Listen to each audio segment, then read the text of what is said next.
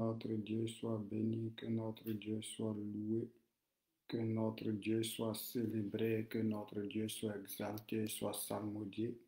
Nous disons merci au Seigneur pour sa grâce, nous disons merci au Seigneur pour sa faveur, nous disons merci au Seigneur pour sa bonté, pour son amour, pour sa miséricorde, pour sa fidélité.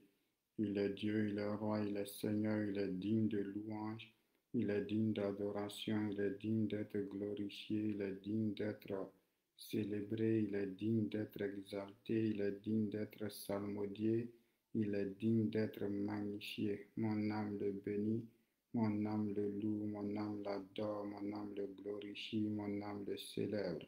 Seigneur, merci pour ta grâce. Seigneur, merci pour ta bonté. Seigneur, merci pour ta miséricorde. Seigneur, merci pour ton amour dans le nom puissant de Jésus-Christ. Tu es Dieu, tu es roi, tu es Seigneur, tu es digne de louange, tu es digne d'adoration, tu es digne d'être glorifié, tu es digne d'être célébré, tu es digne d'être exalté, tu es digne d'être salmodié. Merci, roi des rois, merci, Dieu des dieux, merci, Dieu vivant, merci, Dieu puissant, merci, Dieu précieux, merci, Dieu glorieux, merci, Dieu redoutable, Dieu extraordinaire. Alléluia. Gloire à toi, Seigneur. Gloire à toi, Seigneur. Honneur à toi, Seigneur. Louange à toi, Seigneur. Adoration à toi dans le nom puissant de Jésus-Christ de Nazareth. Mon Dieu, il convient de te louer, il convient de te célébrer, il convient de t'exalter, il convient de te salmodier. Merci, Saint-Esprit de Dieu, dans le nom de Jésus-Christ. Alléluia. Gloire à toi, Seigneur Jésus-Christ. Gloire à toi, Dieu de bonté. Gloire à toi, Dieu vivant. Gloire à toi, Dieu puissant. Gloire à toi, Dieu précieux. Merci Jéhovah Jireh, merci Jéhovah Nissi, merci Jéhovah Rapha, merci Dieu de gloire, merci Dieu de bonté, merci Dieu de miséricorde, merci Dieu d'amour dans le nom de Jésus-Christ de Nazareth. Comment ne pas te louer, comment ne pas t'adorer, comment ne pas te célébrer, comment ne pas t'exalter. Alléluia. Que tout l'honneur revienne à notre Dieu, que toute la louange revienne à notre Dieu, que toute l'adoration revienne à notre Dieu au nom de Jésus-Christ. Béni soit le roi de gloire, béni soit le Dieu de miracles, béni soit le Dieu vivant, béni soit le Dieu puissant, béni soit le Dieu précieux, béni soit le Dieu glorieux, dans le nom puissant de Jésus. Merci Seigneur, merci roi de gloire, merci Dieu de bonté, merci Dieu de miséricorde, merci Dieu d'amour. Gloire à Jésus le Christ, gloire au Dieu de miracles. Merci Seigneur, merci Seigneur. Alléluia. Comment ne pas bénir Jésus-Christ, comment ne pas louer Jésus. Soyez abondamment bénis, que la grâce et la faveur de Dieu vous soient multipliées dans le nom de Jésus-Christ de Nazareth. Nous bénissons le roi des rois, nous bénissons le Seigneur des seigneurs, nous bénissons le Dieu vivant, nous bénissons le Dieu puissant, nous bénissons le Dieu précieux, le Dieu glorieux, le Dieu redoutable, le Dieu terrible. Personne n'est comme lui, personne n'est semblable à lui, personne n'est comparable à lui. Personne n'est égal à lui. C'est lui qui est Dieu, il était, il est et il revient. Merci Seigneur des Seigneurs. Merci Roi des Rois. Merci Dieu des dieux dans le nom de Jésus-Christ. Que notre Dieu soit béni, que notre Dieu soit loué au nom puissant de Jésus-Christ de Nazareth. Que toute la gloire revienne à Jésus.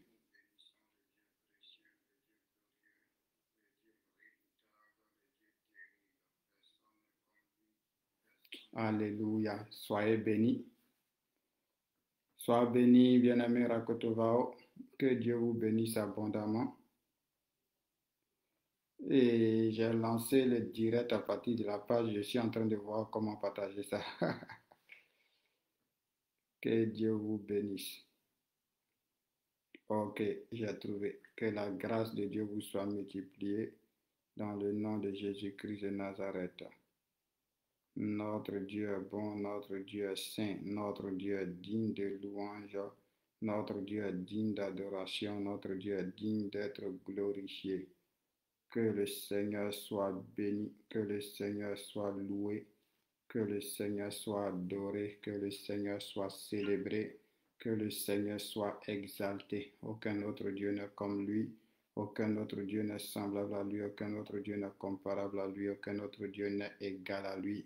Il est le roi des rois. Est-ce qu'on peut ensemble élever la voix et bénir le roi de gloire, et bénir le Dieu vivant, et bénir le Dieu puissant, le Dieu merveilleux, le Dieu glorieux, celui-là même qui peut tout, celui-là qui est capable de tout, celui-là qui est digne d'être loué, qui est digne d'être célébré, qui est digne d'être glorifié, qui est digne d'être exalté. Il est digne d'être salmodié, il est digne d'être magnifié. Élevons ensemble la voix. Bénissons notre Père, bénissons notre Dieu, bénissons notre Seigneur, bénissons notre Sauveur. Excellent Dieu, Dieu de gloire, Dieu vivant, Dieu puissant, Dieu précieux, Dieu glorieux, Dieu redoutable, Dieu terrible, mon âme te bénit, mon âme te loue, mon âme t'adore. Je te dis merci pour ta grâce, je te dis merci pour ta faveur, je te dis merci pour ta bonté, pour ta fidélité, pour ta compassion, pour ta miséricorde, pour ton amour. C'est toi seul qui es Dieu. À part toi, il n'y a point d'autre Dieu. À part toi, il n'y a point d'autre roi. À part toi, il n'y a point d'autre Seigneur. Nous voulons encore te rendre grâce. Nous voulons encore te bénir, Seigneur, pour cette opportunité, ô notre Père, ô notre Dieu, que tu nous donnes de pouvoir être encore dans ta présence, Seigneur mon Dieu, pour cette grâce que tu nous accordes, pour cette faveur que tu nous accordes. Merci, Seigneur Jésus-Christ. Merci, Dieu de miracles. Merci, Dieu de prodiges. Merci, Dieu extraordinaire, merci Dieu glorieux, merci Dieu redoutable, merci Dieu terrible, dans le nom de Jésus-Christ de Nazareth. Mon Dieu, mon roi, merci pour la vie de mes frères, merci pour la vie de mes sœurs, merci ô grand Dieu, merci ô grand roi pour ces quelques minutes que nous allons encore passer dans ta présence ensemble à te prier, ensemble à te louer, ensemble à t'adorer, ensemble à te glorifier. Sois béni pour cela dans le nom de Jésus-Christ. Ensemble, on va encore élever la voix et comme d'habitude, on va recommander ce temps de prière au Seigneur. Nous allons demander à notre Dieu, nous allons demander à notre Père, à notre Seigneur, à notre Sauveur de prendre le contrôle de ce temps de prière, de diriger ce temps de prière, de conduire ce temps de prière. Nous allons lui demander de se manifester, nous allons lui demander de se révéler, nous allons lui demander de se glorifier, d'intervenir, d'agir, parce que nous avons besoin de lui. Il n'y a pas d'autre Dieu à part lui, il n'y a pas d'autre roi. Et il a déclaré, il a promis de pouvoir nous assister, de pouvoir nous conduire, de pouvoir être avec nous.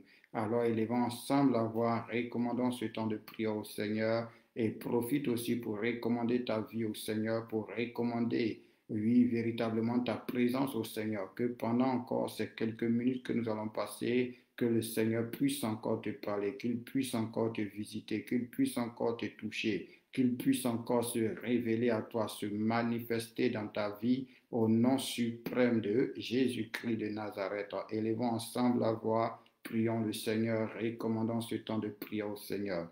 Oh, toi notre Dieu, toi notre Père, toi notre Seigneur, toi notre Sauveur, toi notre espérance, toi notre Roi, toi notre Dieu. Seigneur Jésus-Christ de Nazareth, nous venons humblement devant toi et nous voulons encore te recommander ce temps de prière.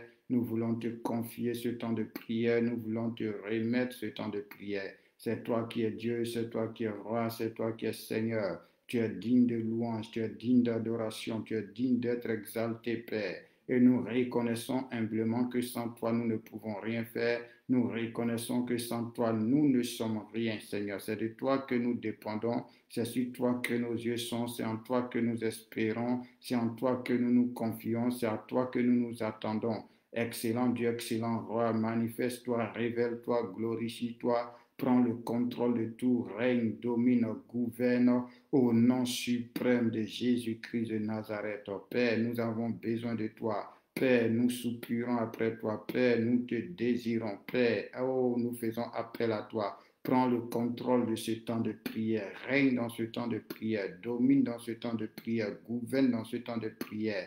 Notre Dieu, révèle-toi. Notre Dieu, manifeste-toi. Notre Dieu, glorifie-toi. Notre Dieu, agit. Notre Dieu, intervient, Seigneur. Visite-nous encore, fais-nous encore du bien au travers de ce moment, Père. Agis dans nos vies, Papa. Manifeste-toi dans nos vies, Papa. Révèle-toi dans nos vies, Papa. Au nom suprême de Jésus-Christ de Nazareth.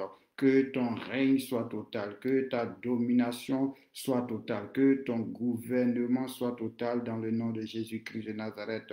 Et que, Père, pendant ces quelques minutes que nous allons passer dans ta présence, tu puisses encore nous visiter, tu puisses encore nous bénir, tu puisses encore nous restaurer, tu puisses encore nous faire du bien, toi qui es le roi des rois, toi qui es le Seigneur des seigneurs, toi qui es le Dieu des dieux, toi qui es le Dieu vivant, le Dieu puissant, le Dieu saint, le Dieu glorieux, le Dieu terrible. Alléluia. Merci, grand roi.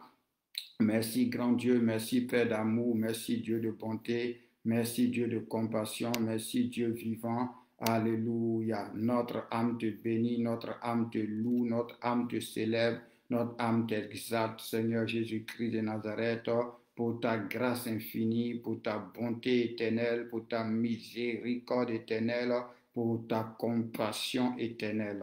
Que toute la louange te revienne, notre Dieu, que toute l'adoration te revienne, notre Dieu. Alléluia. Sois jamais élevé, sois jamais célébré, sois jamais exalté, sois jamais salmodié dans le nom suprême de Jésus-Christ de Nazareth. Alléluia. Soyez abondamment bénis. Que la grâce et la faveur de Dieu vous soient multipliées, que la bonté de Dieu vous soit multipliée, que la paix de Dieu vous soit multipliée. Que notre Dieu vous visite, que notre Dieu agisse dans votre vie, que notre Dieu se manifeste dans votre vie, que notre Dieu se glorifie dans votre vie, dans le nom suprême de Jésus-Christ de Nazareth.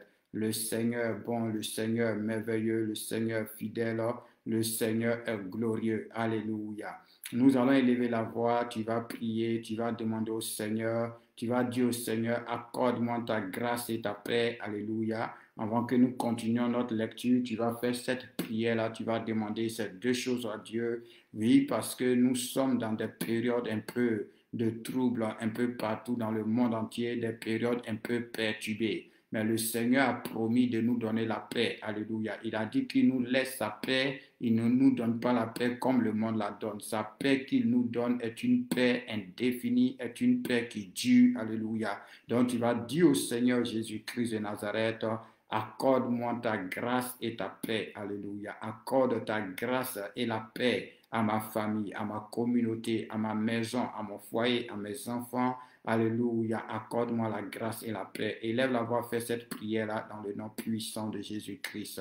Excellent Dieu, excellent roi, Dieu suprême, Dieu éternel, Dieu incomparable, Dieu redoutable, Dieu terrible.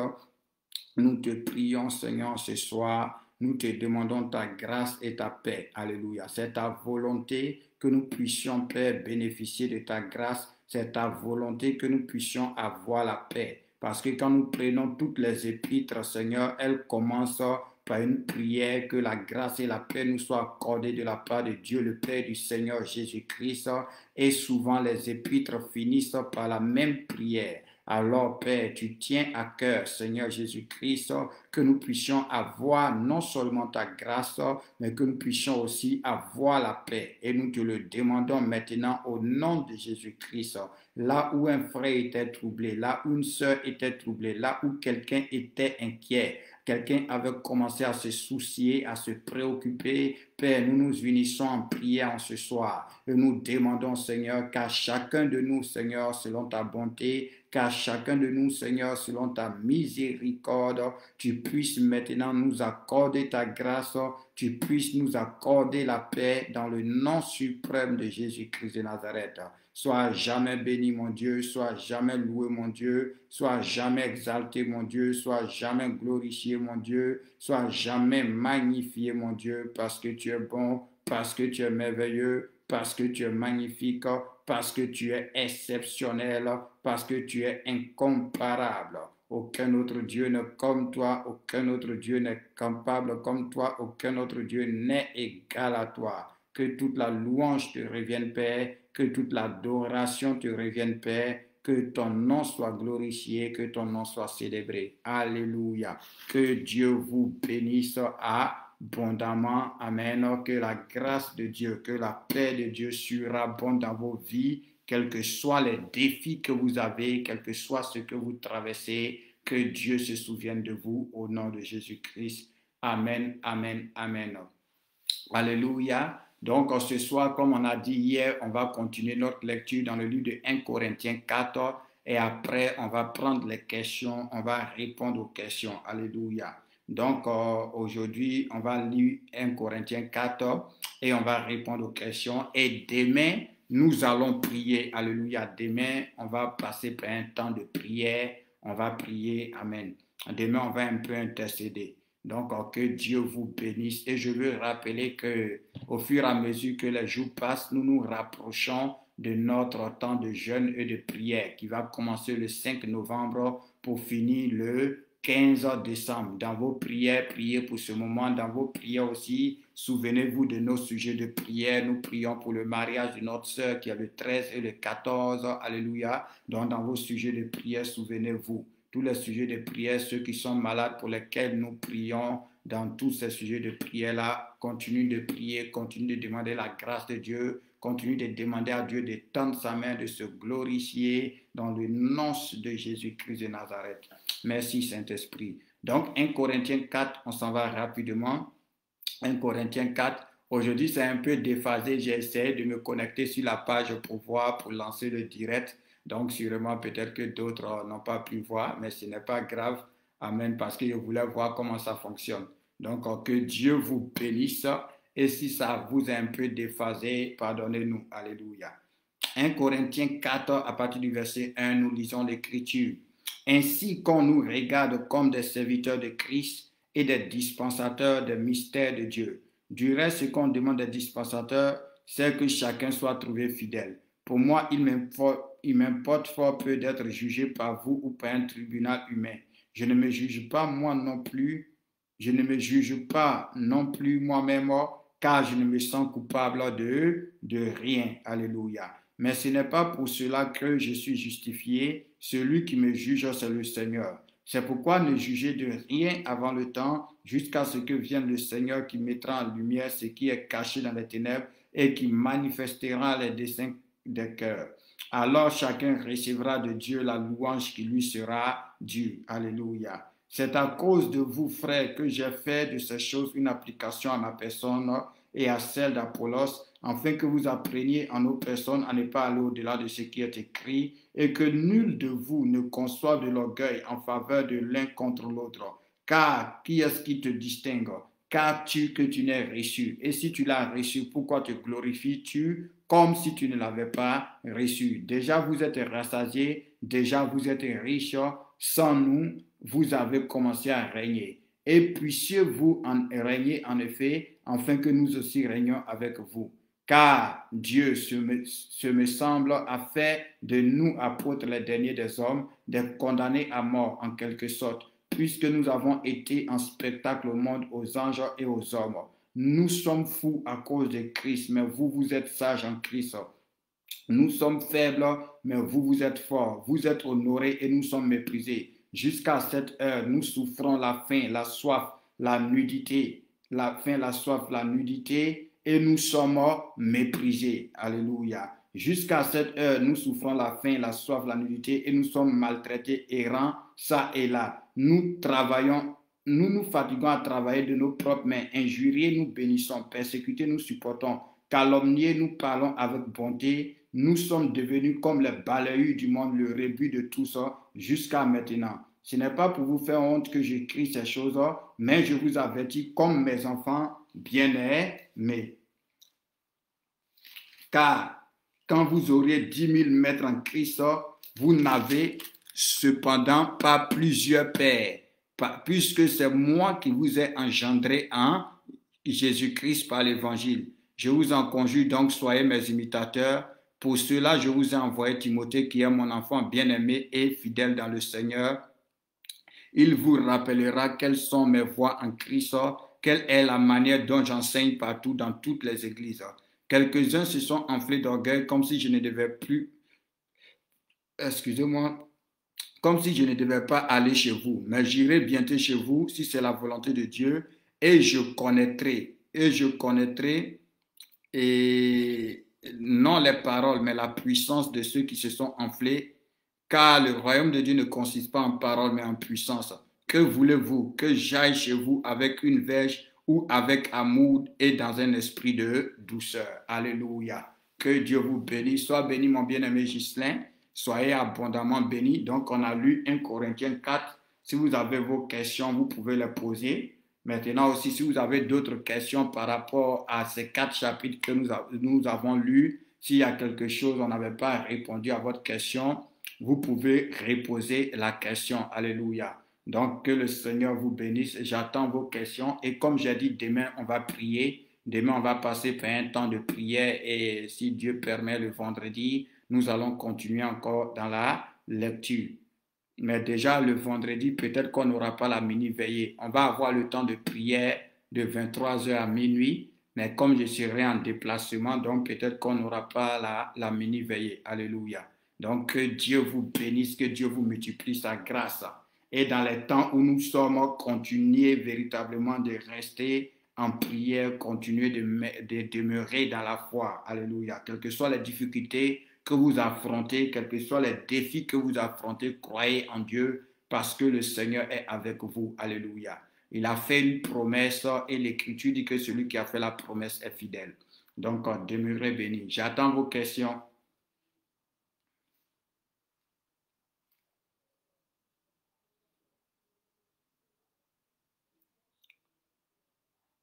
Ou bien vous n'avez pas de questions.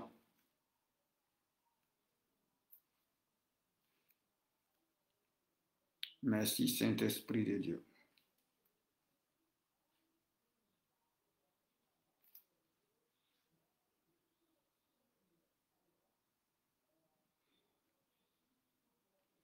Question. Alléluia. S'il n'y a pas de questions, bon, on va passer par un temps de prière.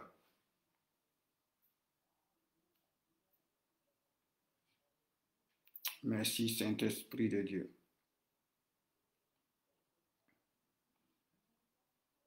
Merci, Dieu de gloire. Merci, Dieu vivant. Merci, Dieu puissant. Merci, Dieu précieux. 1 Corinthiens 4, 10 à 14 et le verset 20. 20 à 21. OK.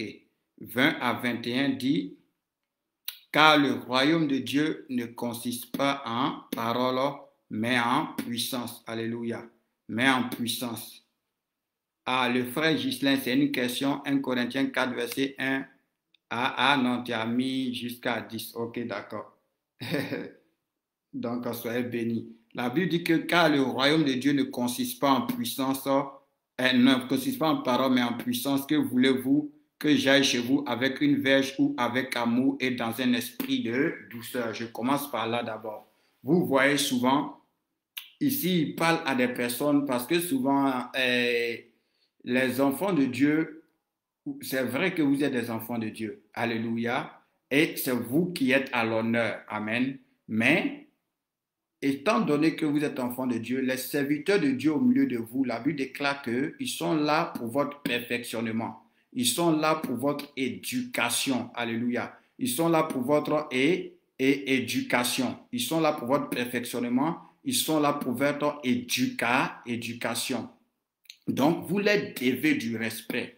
Donc, pour pouvoir vous éduquer, pour pouvoir vous perfectionner, Dieu leur donne une certaine autorité. Alléluia. Dieu leur donne une certaine autorité. Chaque serviteur de Dieu, selon la grâce qu'il a reçue de la part de Dieu, il a en lui une certaine autorité. Donc, tu dois faire attention de la manière dont tu t'approches avec lui, la manière dont tu te relationnes avec lui. Alléluia. Parce qu'ici, il y a des personnes comme Paul était absent, qui se permettaient de parler comme ils veulent, qui se permettaient de dire ce qu'ils voulaient. Amen.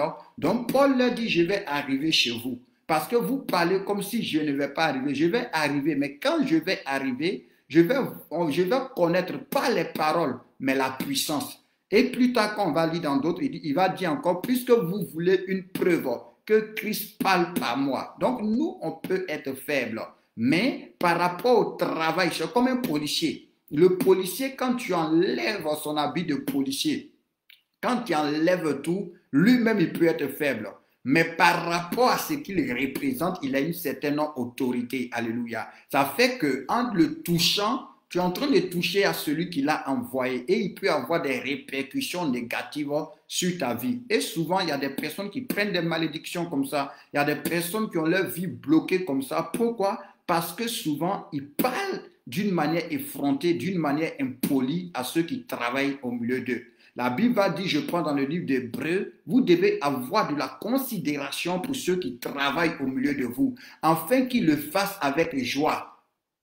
Pourquoi? Parce que s'ils ne le font pas avec joie, s'ils le font en murmurant, l'Écriture dit cela n'aura aucun avantage pour vous. Pourquoi? Parce qu'il veille sur vos âmes. Il veille sur vos âmes. Et j'aime dire, quand Dieu confie une église à quelqu'un, une assemblée à quelqu'un, cette personne devient comme le délégué du grand berger. Donc cette personne spirituellement est comme une couverture au-dessus de vous tous. Donc, quand quelque chose, s'il comprend vraiment son travail, hein, quand quelque chose doit t'arriver, quand quelque chose doit te toucher, ça passe d'abord par lui. Parce qu'il y a un principe spirituel qui est là qui dit que je frapperai le berger et les brebis seront dispersées. Donc, pour pouvoir détruire, on cherche d'abord à frapper le berger. Parce qu'une fois que le berger est atteint, les brebis sont exposées. Donc, pour ce travail spirituel qu'ils font au milieu de vous, vous devez les honorer, vous devez les respecter, vous devez avoir pour eux de la déférence et vous devez aussi prier pour eux, les soutenir. Parce qu'ils, souvent même, ils mènent des combats pas par rapport à eux-mêmes, mais ils mènent des combats à cause de vous. Alléluia. Jésus pouvait dire, par exemple, à Pierre, Satan vous a réclamé pour vous cribler. Ce n'est pas Jésus, Satan a réclamé. Mais le troupeau sur lequel Jésus était établi, Satan a réclamé le troupeau et Jésus a dû prier. Donc il y a des choses que Jésus a supportées, pas à cause de Jésus même, mais à cause de ceux pour qui il travaillait, à cause de ceux que Dieu lui avait confiés. Il y a des veilles de prière, il y a des jeûnes que Jésus faisait, pas à cause de lui-même, mais à cause de ceux qu'il surveillait. Donc vous, en retour, vous devez les respecter. Vous devez les respecter, vous devez savoir comment leur parler, même quand ils sont en erreur. Même quand ils sont en erreur, vous devez savoir comment leur parler.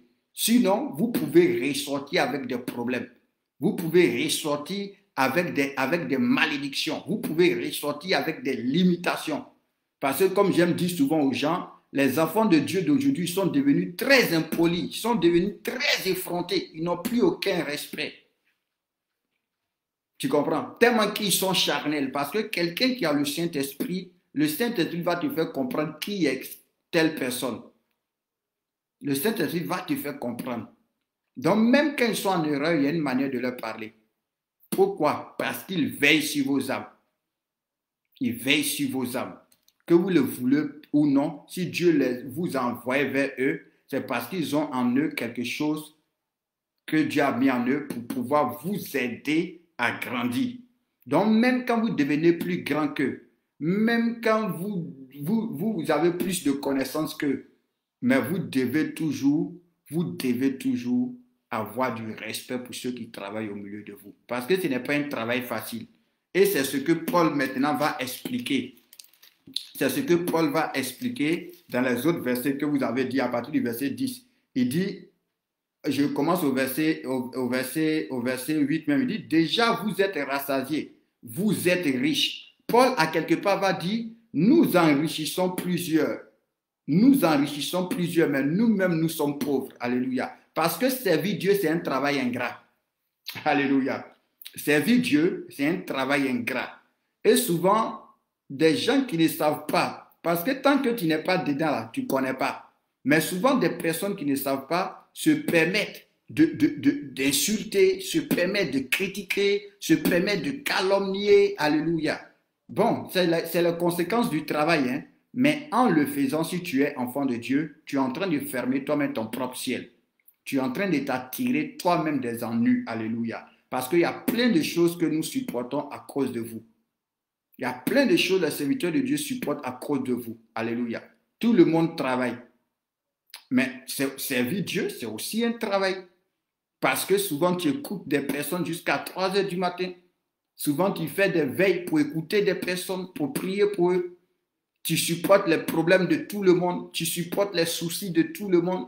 Tu prends sur toi les sujets de prière de tout le monde. Tu luttes dans la prière pour tout le monde.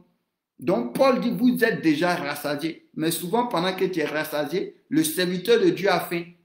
Mais quand tu viens expliquer ton problème, quand tu viens expliquer ta situation, lui, il oublie ce qu'il vit et puis il te soutient. Mais après lui, il n'a personne pour le soutenir. Après lui, il n'a personne pour l'épauler. Après lui, il n'a personne pour le consoler si ce n'est Dieu. Vous voyez? Ça, ici, Paul explique les réalités des serviteurs de Dieu.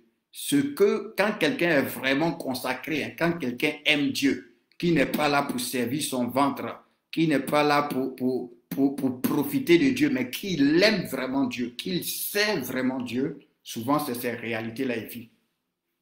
Pendant que tu es rassasié, lui, il a faim. Pendant que tu dors, lui ne dort pas. Alléluia. Il dit on est des condamnés à mort, des vendus, des condamnés à mort. Il dit vous êtes sages, mais nous on est fous à cause de Christ. Il dit vous êtes honorés et nous sommes méprisés. On nous calomnie, on nous insulte. Souvent tu finis de prier pour des personnes, Dieu leur fait du bien.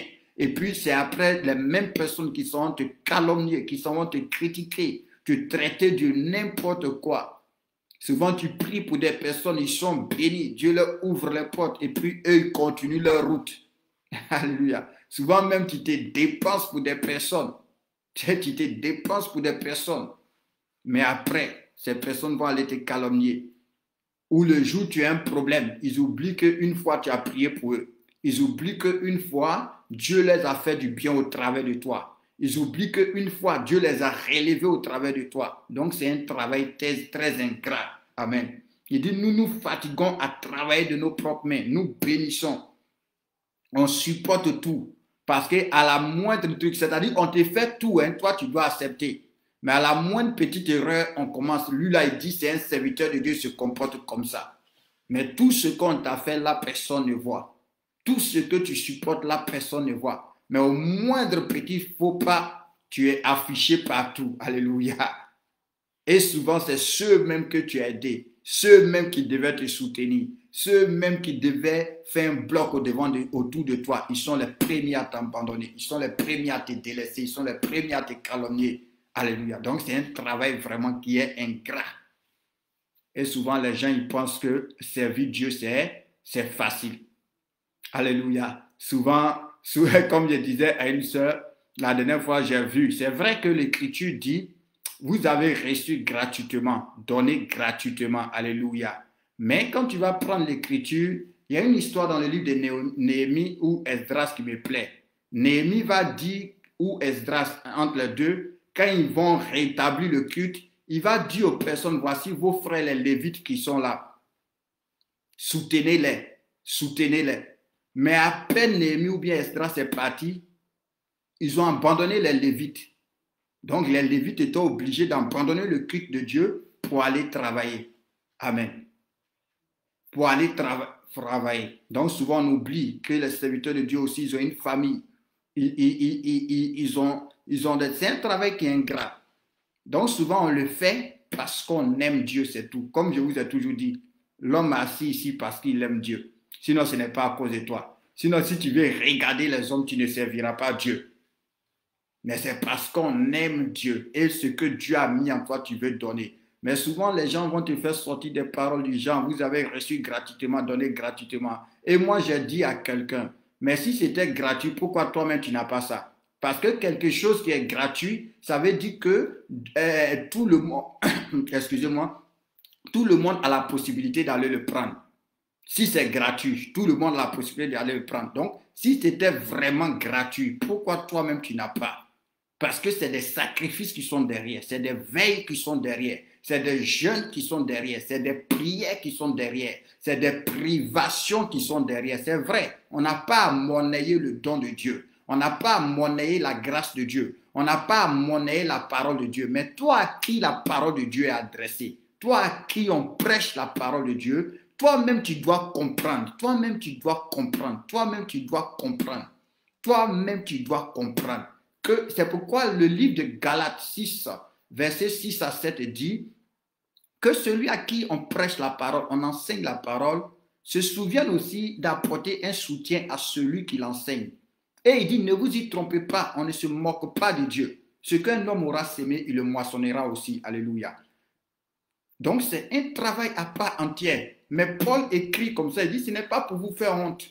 Mais il écrit comme ça parce que ceux qui veulent vraiment servir Dieu, c'est leur cas qui est là. Tu comprends? Ceux qui veulent vraiment servir Dieu. Souvent, on a croisé des personnes qui sont allées à quelque part. Pour qu'on leur fasse une simple prière, on leur a demandé 1500 euros. Et ils ont enlevé les 1500 euros, ils ont donné.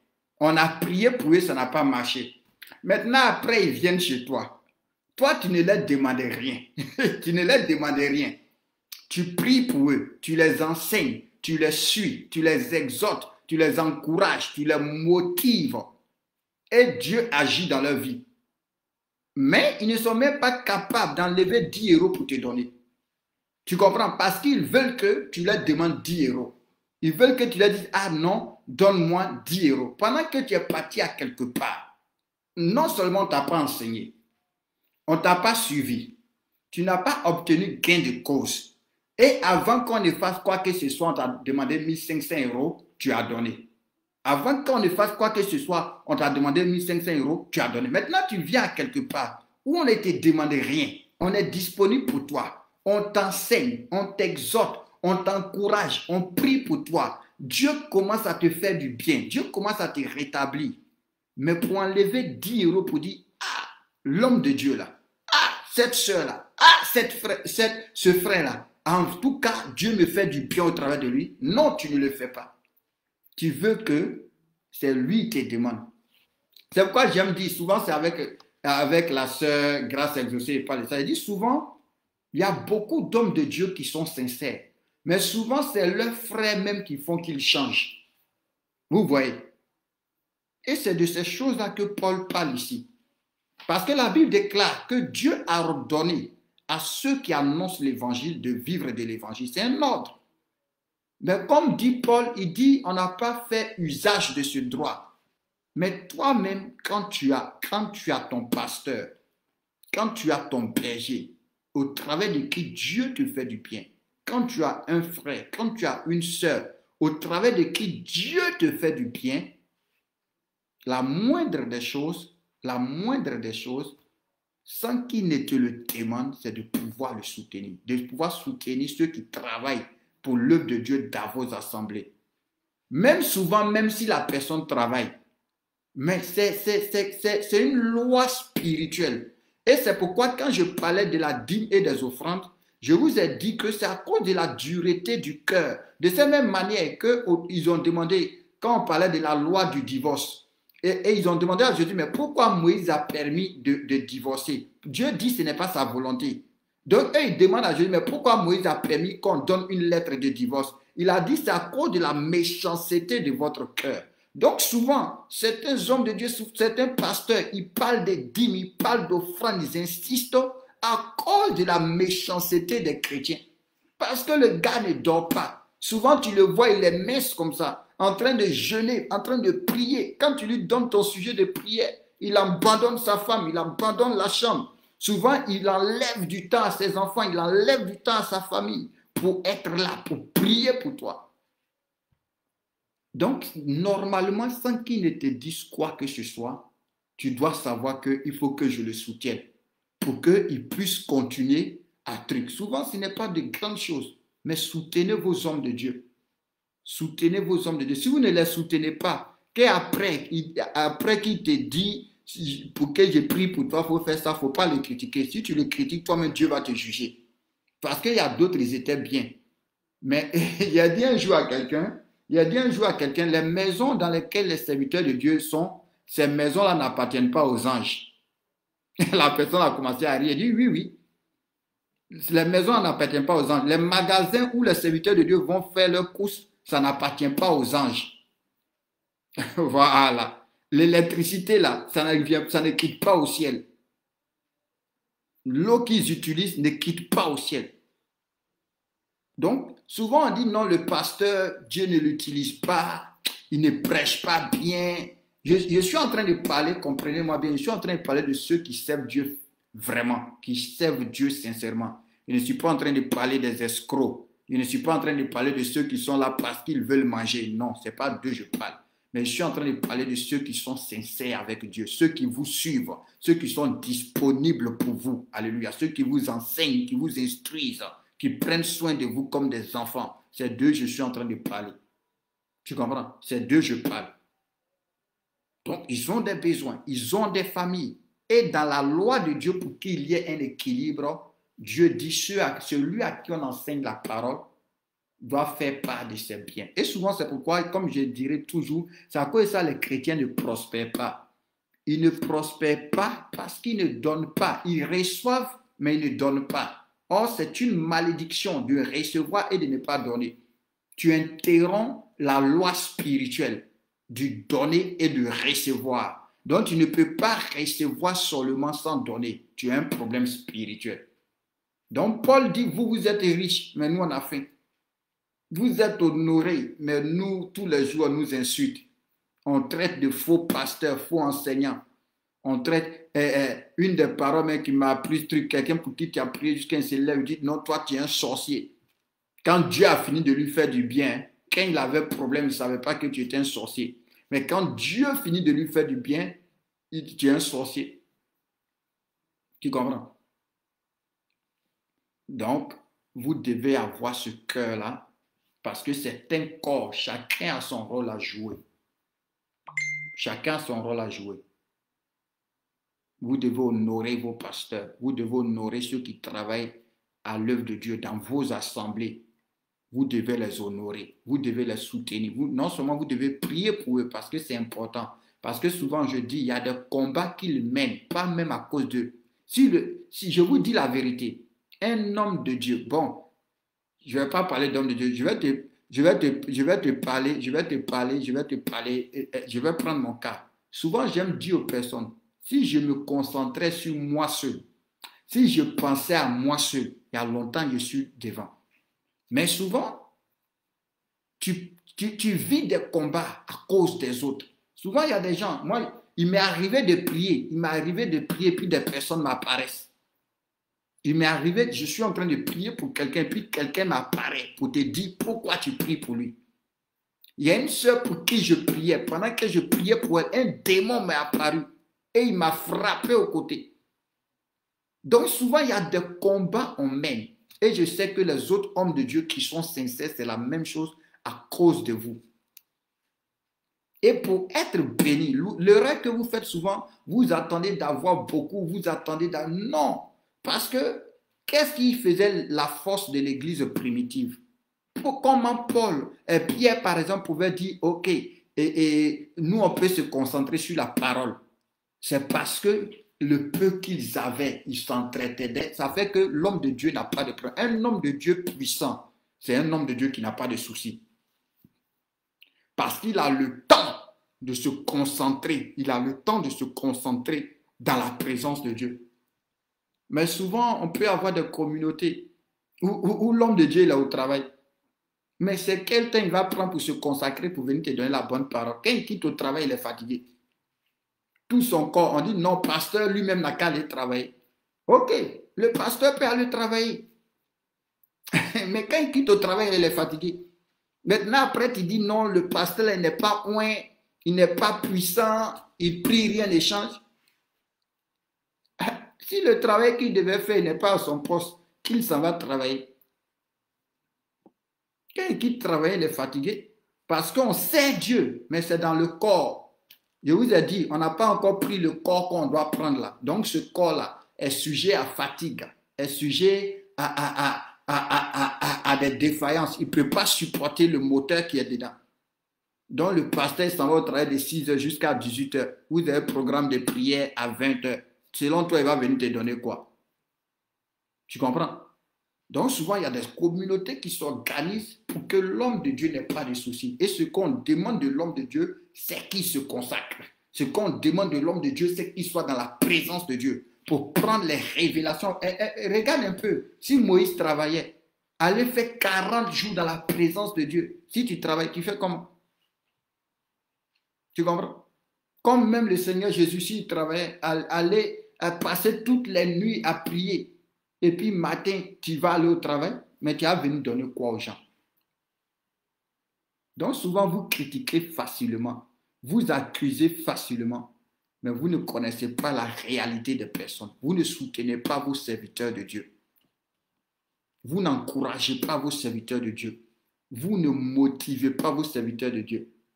Et beaucoup d'entre vous aiment les menteurs, aiment les trompeurs, aiment là où on va les maltraiter, là où on va les dépouiller, là où on va les escroquer. Là, ils sont prêts. Mais là où on leur donne la vérité, là où véritablement on les envoie à croire en Jésus, à aimer Jésus, à approfondir leur relation à Jésus, après ils veulent que tu mendis. C'est-à-dire que tu viennes leur dire non, j'ai besoin de ça, j'ai besoin de ça, j'ai besoin de ça, j'ai besoin. Mais un vrai homme de Dieu ne le fera jamais. Mais quand il se tait là, c'est un problème pour toi-même. C'est pourquoi beaucoup, souvent, un jour, il y a une soeur qui m'a dit, ah, faut prier pour moi et que Dieu me bénisse. Je lui ai dit, je peux prier pour toi, pour que Dieu te bénisse. Mais moi-même, je sais que Dieu ne va pas exaucer la prière. Pourquoi? Parce que la bénédiction a des principes. La bénédiction de Dieu a des principes. C'est là où vous vous trompez souvent quand on entend vous avez reçu gratuitement, donné gratuitement. Il faut comprendre qu'est-ce que ça signifie. C'est-à-dire que tu n'as rien à imposer, mais ceux à qui tu parles doivent avoir la libéralité. Doivent avoir la libéralité. Parce que c'est un service qu'on te donne. Donc, il ne faut jamais recevoir un service sans donner quelque chose en retour. Ça ne fonctionne pas. Ça va, c'est-à-dire dans le processus spirituel, ça va être bloqué. Tu comprends? Ça va être bloqué. Et souvent, c'est ce que vous ne faites pas. Et puis, certaines personnes cherchent maintenant à trouver le moyen de vous forcer, de vous motiver. Et quand c'est comme ça encore, vous vous levez encore pour dire que non, ils prêchent évangile de prospérité. Il n'y a pas d'évangile de prospérité. L'évangile lui-même apporte la prospérité. Mais souvent, il y a des principes à tout. Dieu a mis des principes à tout. Dieu a mis des lois, des règles par rapport à tout.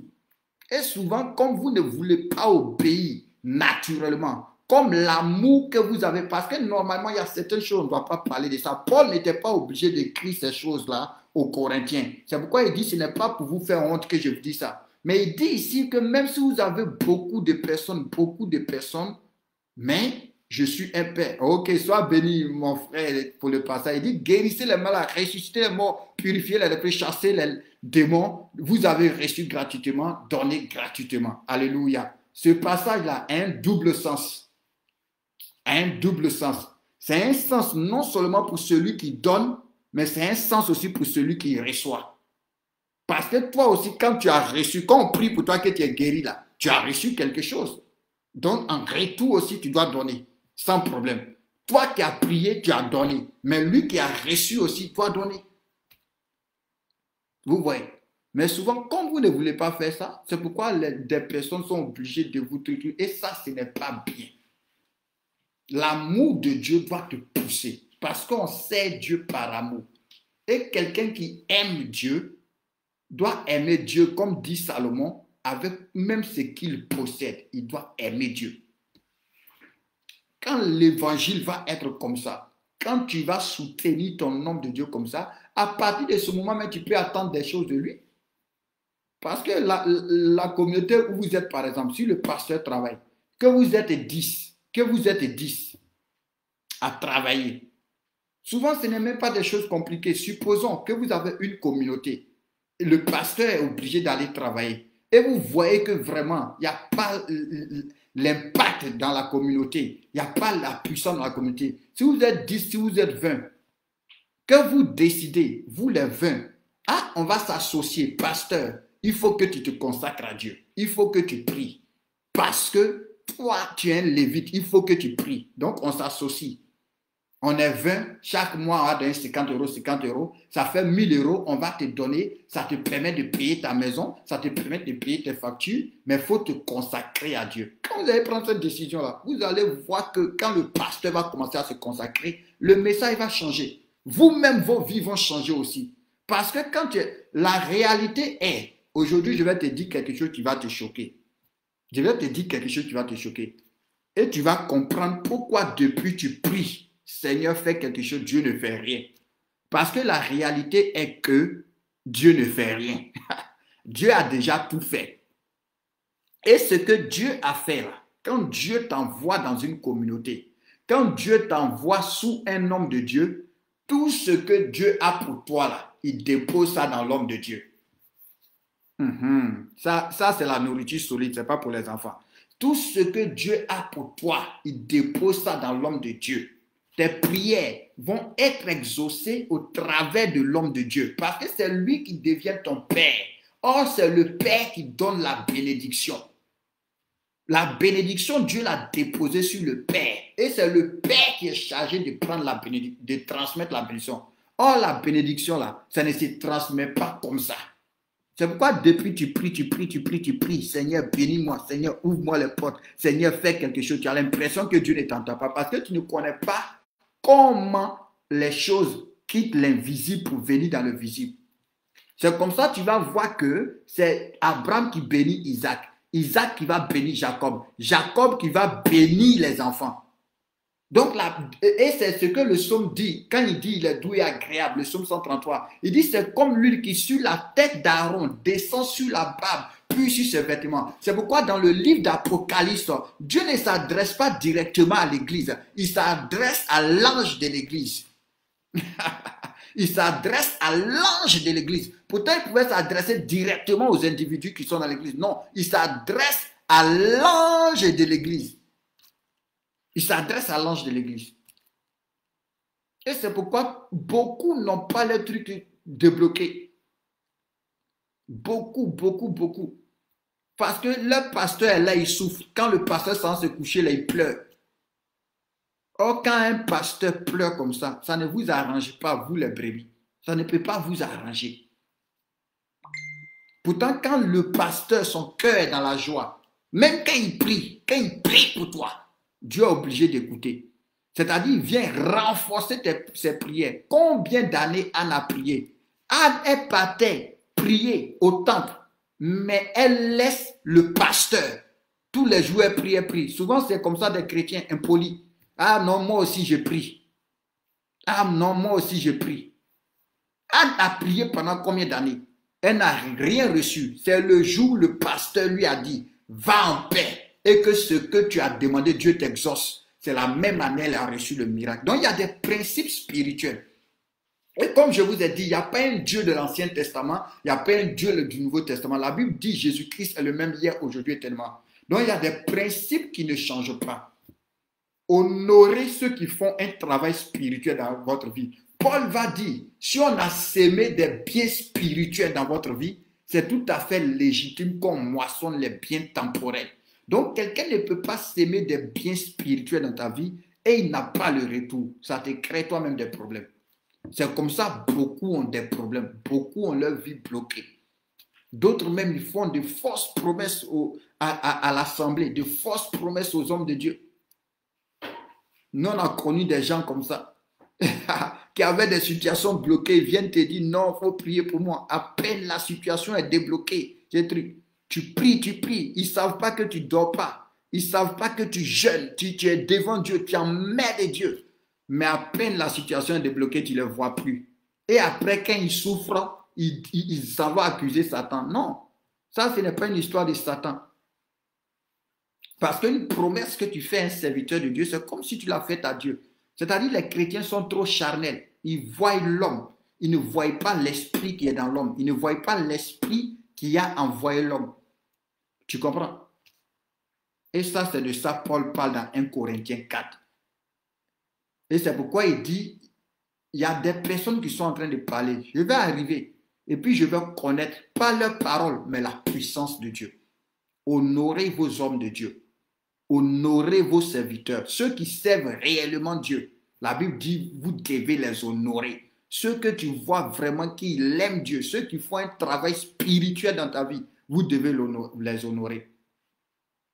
Parce que souvent, il y a des gens, ils ont des dossiers bloqués. Ils ont pris des avocats, ils ont dépensé des milliers d'euros.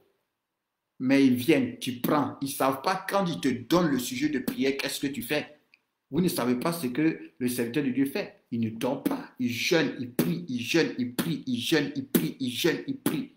Quand c'est débloqué, Tu veux que c'est lui encore. Souvent, même là, quand c'est débloqué, on ne vient même pas te rendre témoignage. C'est toi, un jour comme ça, tu demandes, mais, ah, et le sujet que tu m'as donné, ah, moi-même, j'avais oublié de te dire, Dieu m'a exaucé.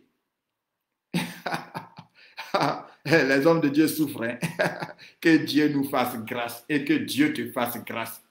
Alléluia. Que Dieu nous fasse grâce et que Dieu te fasse grâce. Donc, nous sommes un corps. Comme je vous dis ces jours-ci, on a besoin de l'unité. On a besoin de l'unité. Soutenez vos hommes de Dieu avant qu'ils ne deviennent autre chose.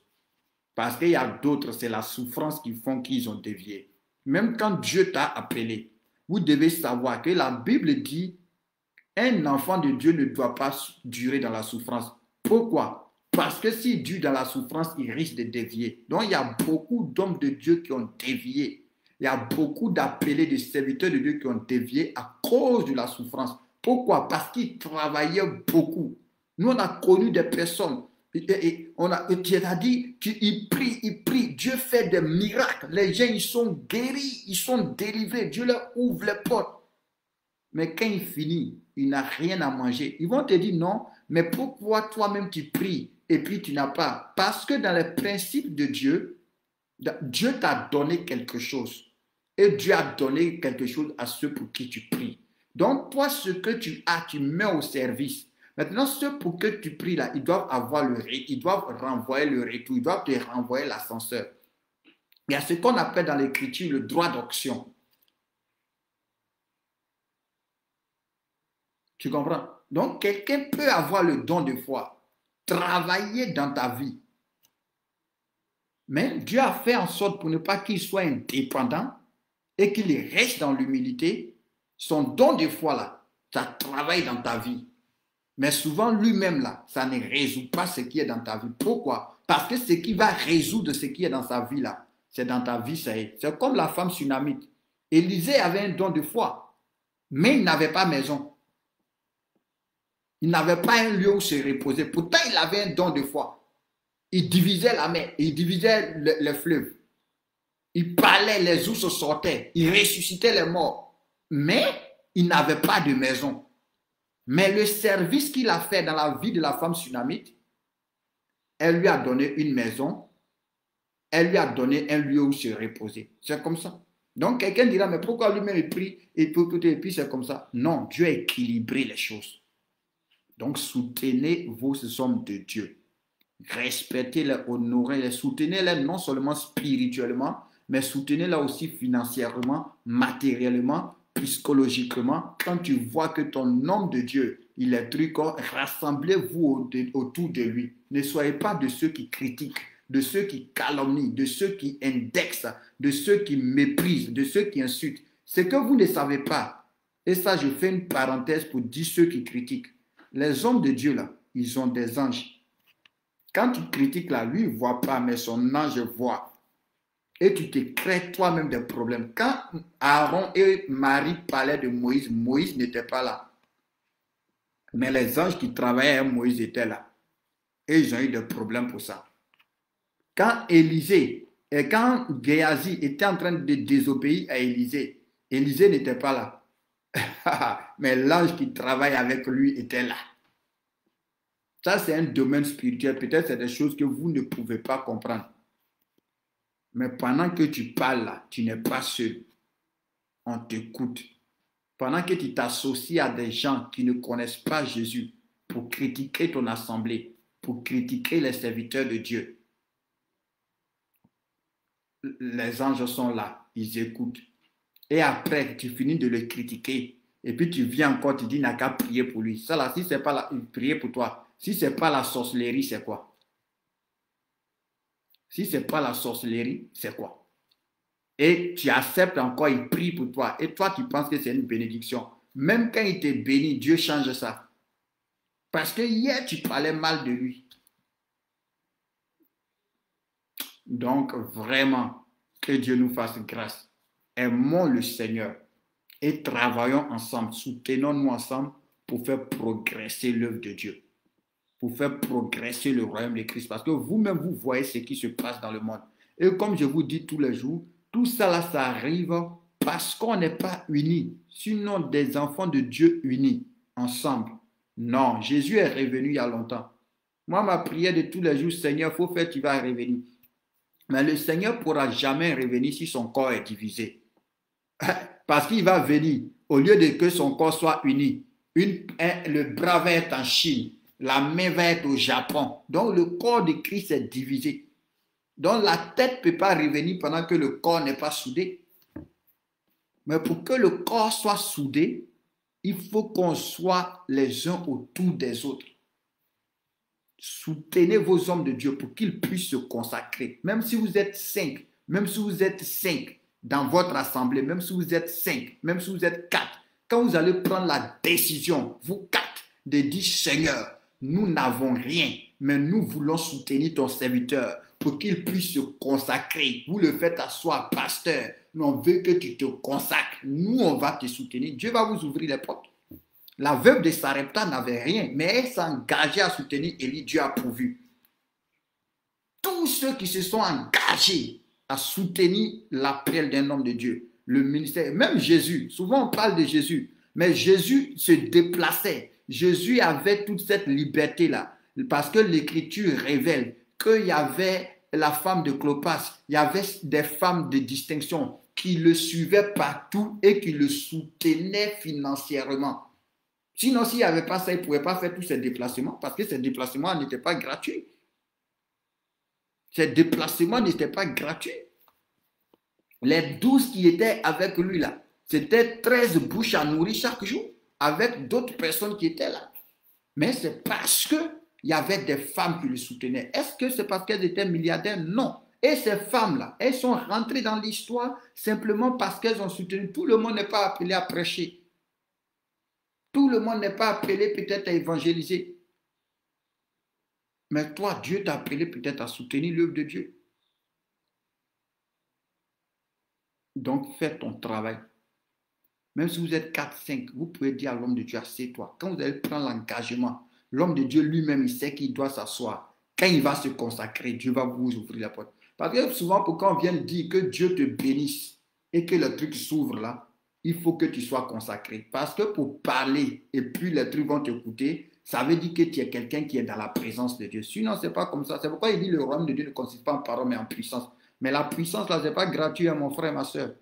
Sinon, tout le monde allait être puissant. Ça nécessite des sacrifices. Ça nécessite des sacrifices. Mais souvent, donnez à vos serviteurs les moyens de se sacrifier. Que Dieu te bénisse et dans ton assemblée, engage-toi. Auprès de l'homme de Dieu qui te suit, engage-toi. Engage-toi. La Bible déclare, il y a plein de choses, peut-être demain je vais parler de cela. Il y a plein de personnes dans la Bible qui n'avaient rien, mais le jour où ils ont décidé de s'engager, Dieu, voyant leur sincérité, leur a ouvert les portes. Et ils ont aussi respecté leur engagement. Alléluia. Donc, engagez-vous dans vos assemblées, soutenez vos serviteurs, soutenez vos servantes, soutenez vos chantres, soutenez ceux qui servent Dieu dans votre assemblée. Non seulement en prière, mais soutenez-les économiquement, financièrement, moralement. Soyez autour d'eux. Ne vous associez pas avec les gens qui les lapident, qui les critiquent pour les lapider, pour les critiquer. Nous, les chrétiens, on doit apprendre à se protéger et à régler nos problèmes intérieurement. Ça, c'est très important. C'est très important. On doit apprendre, même quand tu n'aimes pas quelqu'un, mais quand quelque chose le touche, puisque le nom de Jésus est sur lui, tu dois d'abord le protéger et puis après, tu règles tes problèmes. Mais n'exposez pas vos serviteurs, n'exposez pas vos assemblées, n'exposez pas les soins que Dieu vous a donnés. Parce qu'ils travaillent pour vous. C'est vrai, ils ont leurs défauts. C'est vrai, ils ne sont pas parfaits. Mais priez pour eux aussi. Que le Seigneur continue de travailler dans leur vie. Faites en sorte qu'il n'ait pas de soucis, de préoccupations. Que le Seigneur vous bénisse. Alléluia. Soyez abondamment bénis. Que véritablement le nom de Dieu soit abondamment béni. Alléluia. Notre Dieu est merveilleux. Et je vois s'il y a un peu de questions. Sois béni, mon frère Ghislain, pour le verset. Que Dieu te bénisse abondamment. Que Dieu te multiplie sa grâce au nom de Jésus-Christ. Merci, Saint-Esprit de Dieu. Ok, je pense qu'on a répondu au verset qu'on avait. Ok, donc disons merci au Seigneur, que Dieu vous bénisse abondamment. Faites une très agréable nuit. Et comme j'ai dit, demain, ça va être un temps de prière. On va passer du temps à prier, peut-être même pour ces sujets de prière pour lesquels nous avons, tous ces trucs pour lesquels nous avons parlé. On va prier pour l'unité, on va prier pour l'Église, pour les serviteurs de Dieu, les servantes de Dieu. On va prier pour l'avancement de l'œuvre de Dieu. On va prier aussi pour la grâce de Dieu au milieu de nous, qu'on puisse être unis, qu'il y ait la communion fraternelle. Alléluia. Qu'on ne laisse pas les étrangers venir parler dans nos affaires et qu'on ne soit pas de ceux-là qui exposent la nudité de Dieu. Parce que souvent, ce que vous ne savez pas, je vais terminer par là. La Bible déclare que l'Église est le corps est l'épouse de Christ. Alléluia. Tu comprends? Et c'est le corps de Christ. Waouh, merci Seigneur pour la révélation. Je te donne cette révélation-là. Donc, l'Église est l'épouse de Christ. L'Église est le corps de Christ. Souvent, quand tu sors, ou bien quand tu t'assois sur les réseaux sociaux ou des personnes en train de parler mal de l'Église, qu'est-ce que tu es en train de faire? Tu es en train d'exposer la nudité de Jésus. Parce que même s'il y a une plaie, c'est devant Jésus que tu dois parler de cette plaie-là. Mais tu ne peux pas sortir, aller parler mal de la femme de quelqu'un. Tu ne peux pas sortir, aller parler mal du corps de quelqu'un. Et puis après, tu pries pour que cette même personne-là te fasse du bien. Voici d'où vient souvent beaucoup de nos problèmes. Parce que la Bible déclare que l'Église est le corps de Christ. Eux ont dit qu'il est en train de la perfectionner. Ça veut dire que l'Église n'est pas encore parfaite. Parce qu'on dit qu'il a donné les ministères pour le perfectionnement des saints. Et Paul va dire dans Thessaloniciens, c'est Dieu lui-même qui va faire en sorte que nous soyons conservés irrépréhensibles, l'esprit, l'âme et le corps pour le jour du Seigneur. Donc, on est en chantier. Maintenant, toi, tu sors, tu sens parler mal du corps de Christ, tu dénigres le corps de Christ, tu critiques le corps de Christ, tu critiques la femme de quelqu'un, tu exposes sa nudité, tu exposes ses défauts. À cause de toi, on sait tout ce qui ne va pas dans la maison. Maintenant, après encore, tu reviens vers la même personne pour dire bénis-moi. Voilà pourquoi souvent Dieu ne nous bénit pas. Voilà pourquoi souvent Dieu ne nous sort pas de problème. Que Dieu nous fasse grâce. Alléluia. Père, aie pitié de nous, pardonne-nous. Demain, on va prier pour tout cela par la grâce de Dieu. Que Dieu vous bénisse abondamment. Que la grâce de Dieu vous soit multipliée. Que la paix de Dieu vous soit multipliée. Que Dieu ne tienne pas compte de notre ignorance, mais qu'il nous pardonne, qu'il nous purifie, qu'il nous sanctifie. Alléluia. Dans le nom de Jésus-Christ de Nazareth. Faites une très bonne nuit et nous nous retrouvons demain à partir de 23 heures pour continuer avec un temps de prière. Au nom puissant de Jésus. Amen, amen, amen.